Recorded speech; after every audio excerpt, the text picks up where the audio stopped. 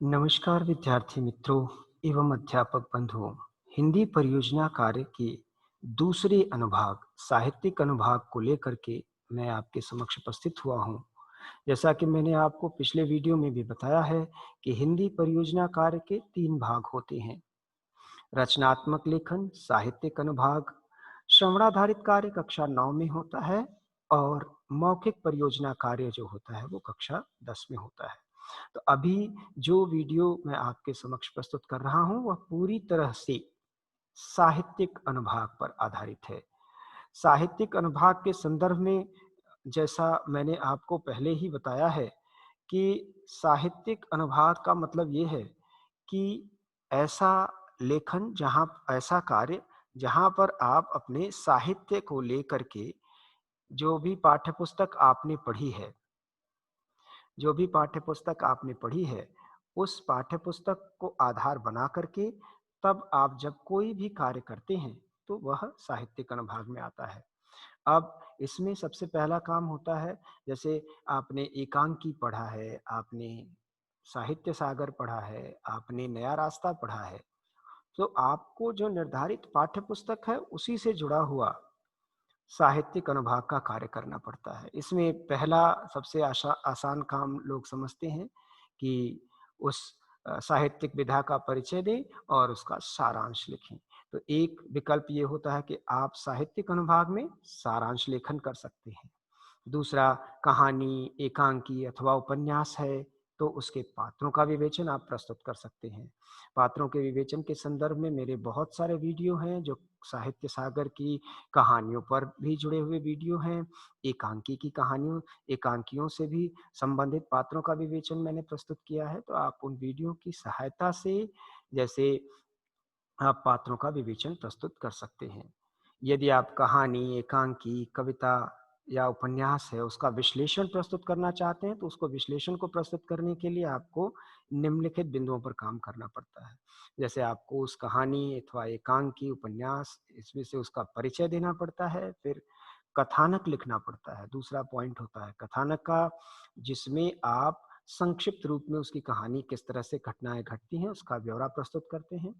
फिर पात्र वियोजना, फिर संवाद और किस तरह के संवाद प्रयुक्त किए गए हैं, जैसे बहू की विदा है या संस्कार और भावना एकांकी है, तो उसमें संवाद किस प्रकार के हैं, उसकी भाषा कैसी है, संस्कृत वाले शब्द हैं, अंग्रेजी के शब्द प्रयोग किए गए हैं, तो उनका उदाहरण देते हुए आप उसके बारे में भी 2-3 लाइनें लिख सकते हैं। देश काल माने सेटिंग जिसे आप अंग्रेजी में कहते हैं, तो किस प्रकार से इस एकांकी में देश काल का प्रयोग किया गया है, किस समय की समस्या को प्रस्तुत किया गया है, कहाँ की समस्या को प्रस्तुत किया गया है।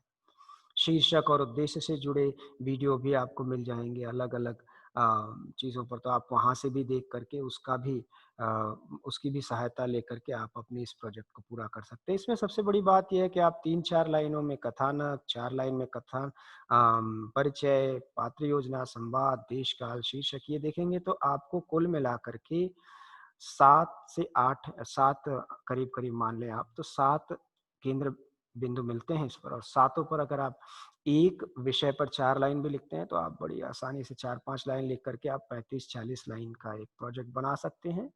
और ऐसा माना जाता है कि आप कम से कम 12 से 13 शब्द 1 लाइन में लिखते हैं। तो आप ऐसे आराम से अपना साहित्यिक अनुभाग का प्रोजेक्ट पूरा कर सकते हैं। और इसके साथ ही साथ कविता कहानी में एकांकी में जो सामाजिक समस्या है उसको लेकर के आप लिख सकते हैं। उसमें सोशल वैल्यूज़ को लेकर के, कल्चरल वैल्यूज़ को लेकर के किस तरह से उनकी समस्याओं को दिखाया गया है। जैसे नया रास्ता उपन्यास है, उसमें कई तरह की सामाजिक समस्याओं को दिखाने का प्रयास किया गया है। जैसे सबसे पहली समस्या है कि नारियों के प्रति दृष्टिकोण दृष्टिकोण में अंतर। जैसे माँ कहती है कि आप लड़की हैं, तो लड़कियों को कौन ज़्यादा पढ़ाता है। फिर दूसरा दहेज की समस्या है, असमानता के अधिकार हैं और मनुष्य की लालची प्रवृत्ति है, तो ये अलग-अलग प्रकार की समस्याएँ हैं, जो नया रास्ता उपन्यास में निहित हैं। ऐसे ही बहू की विदा एकांकी है, उसमें भी समाज की किस समस्या को चित्रित किया गया है और किस प्रकार से चित्रित किया गया है, उसे कैसे दूर किया जा सकता है। या उस साहित्य में जो निहित संदेश है, वो उसके माध्यम से एकांकीकार, कहानीकार अथवा कवि, उपन्यासकार कौन-सा संदेश समाज को पहुँचाना चाहता है और समाज से उसका क्या संबंध है, इसके बारे में भी लिख कर के आप साहित्यिक अनुभाग का कार्य पूरा कर सकते हैं। तो आप आशा करता हूँ कि ये सारे बिंदु आप अच्छी तरह से देखेंगे, आप अपनी उत्तर पुस्तिका में लिख लीजिए और इसके बाद अगर आपको कोई समस्या हो, कोई संदेह हो, तो आप मुझसे संपर्क कीजिए। मैं यथासंभव आपकी ज़रूर मदद करूँगा और मुझे अच्छा लगेगा। तो आशा करता हूँ कि ये वीडियो फिर से आपको पसंद आया होगा। तो अब अपने मित्र आलोक त्रिपाठी को इजाज़त दीजिए। नई किरण में दूसरी ज्ञानवर्धक जानकारियों के साथ फिर हाज़िर होऊँगा। तब तक के लिए नमस्कार।